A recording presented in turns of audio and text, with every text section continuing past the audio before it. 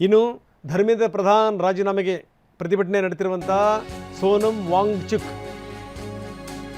ಕೋರ್ಟಿಗೆ ಸರ್ಕಾರ ಮನವಿ ಸಲ್ಲಿಸಿದೆ. ಯಾವ ಸಂದರ್ಭದಲ್ಲಿ ಬೇಕಾದರೂ ಇವ್ರ ಜೀವಕ್ಕೆ ಅಪಾಯ ಆಗ್ಬೋದು, ಇನ್ನು 2 ದಿನದಲ್ಲಿ ಇವರ ಜೀವವೇ ಹೋಗಬಹುದು ಅಂತ ಸ್ಥಿತಿಯಲ್ಲಿ ತಲುಪಿದ್ದಾರೆ. ದಯವಿಟ್ಟು ಇವರಿಗೆ ಆಹಾರ ಕೊಡಲಿಕ್ಕೆ ಒಂದು ವ್ಯವಸ್ಥೆ ಮಾಡಿಕೊಡಿ.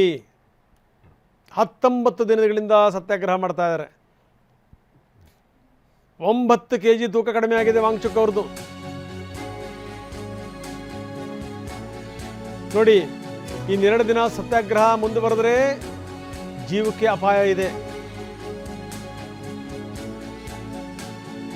ಕೋರ್ಟ್ ಹೇಳಿದೆ, ಕೇಂದ್ರ ಸರ್ಕಾರನೇ ಆರೋಗ್ಯ ತಪಾಸಣೆ ಮಾಡಬೇಕು, ಅವರ ಮನವೊಲಿಸಬೇಕು, ಅವ್ರಿಗೆ ಊಟ ಕೊಡಬೇಕು, ಹಿಂಗಾರು ಮಾಡಿ ಸೇರಬೇಕು ಅವರಿಗೆ. ಇಲ್ಲಂತಂದರೆ ಅವ್ರ ಜೀವಕ್ಕೆ ಯಾವುದೇ ಸಂದರ್ಭದಲ್ಲಿ ಅಪಾಯ ಆದರೂ ಕೂಡ ಅಚ್ಚರಿ ಇಲ್ಲ. ಯಾವುದೇ ಕಾರಣಕ್ಕೂ ನನಗೆ ಒತ್ತಾಯ ಮಾಡಬೇಡಿ ಅಂದಿದ್ದಾರೆ ಸೋನಂ ವಾಂಗ್ಚುಕ್. ಪ್ರತಿಭಟನೆಯನ್ನು ಮುಂದುವರಿಸಿದ್ದಾರೆ. ಕೋರ್ಟ್ ಕಳವಳ ವ್ಯಕ್ತಪಡಿಸಿದೆ, ಜೀವಕ್ಕೆ ಏನಾದರೂ ತೊಂದರೆ ಆಗಿಬಿಡ್ಬೋದು ಅಂತ.